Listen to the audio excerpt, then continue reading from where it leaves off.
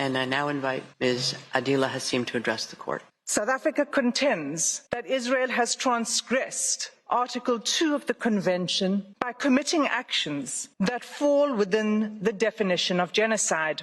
At this provisional measures stage, it is not necessary for the court to come to a final view on the question of whether Israel's conduct constitutes genocide. It is necessary to establish only whether at least some of the acts alleged are capable of falling within the provisions of the Convention.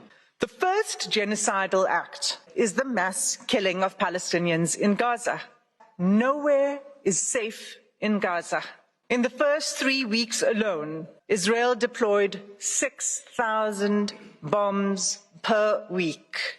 At least 200 times it has deployed 2,000-pound bombs in southern areas of Palestine designated as safe. Israel has killed an unparalleled and unprecedented number of civilians with the full knowledge of how many civilian lives each bomb will take. The scale of Palestinian child killings in Gaza is such that UN chiefs have described it as a graveyard for children. The second genocidal act is Israel's infliction of serious bodily or mental harm to Palestinians in Gaza. Israel's attacks have left close to 60,000 Palestinians wounded and maimed. Large numbers of Palestinian civilians, including children, are arrested, blindfolded, forced to undress, and loaded onto trucks, taken to unknown locations. Turning to the third genocidal act, Israel has deliberately imposed conditions on Gaza that cannot sustain life. First, by displacement. There is nowhere safe for them to flee to. Those who cannot leave or refuse to be displaced have either been killed or at extreme risk of being killed in their homes. Entire hospitals were required to evacuate even newborn babies in intensive care. The order itself was genocidal.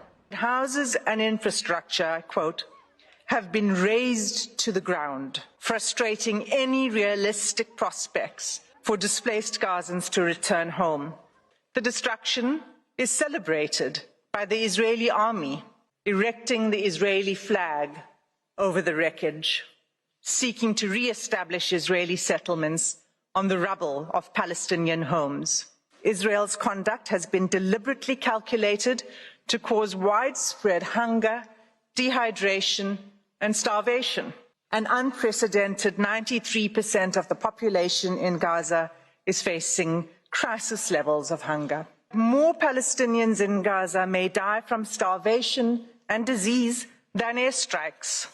Israel has deliberately inflicted conditions in which Palestinians in Gaza are denied adequate shelter, clothes, or sanitation.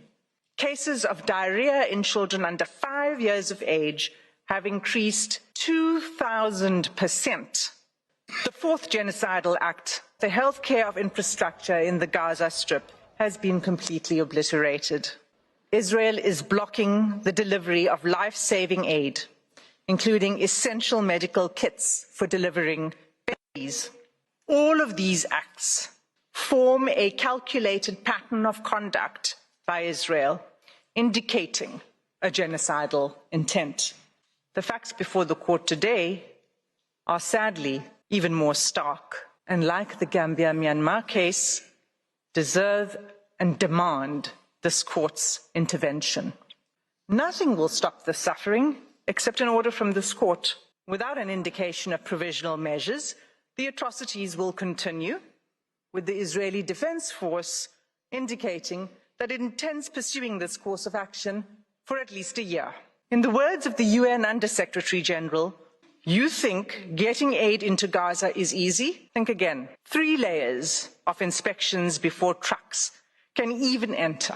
Confusion and long queues. A growing list of rejected items. The fighting must stop. That concludes my section on the genocidal conduct of Israel. I thank you for your patient attention.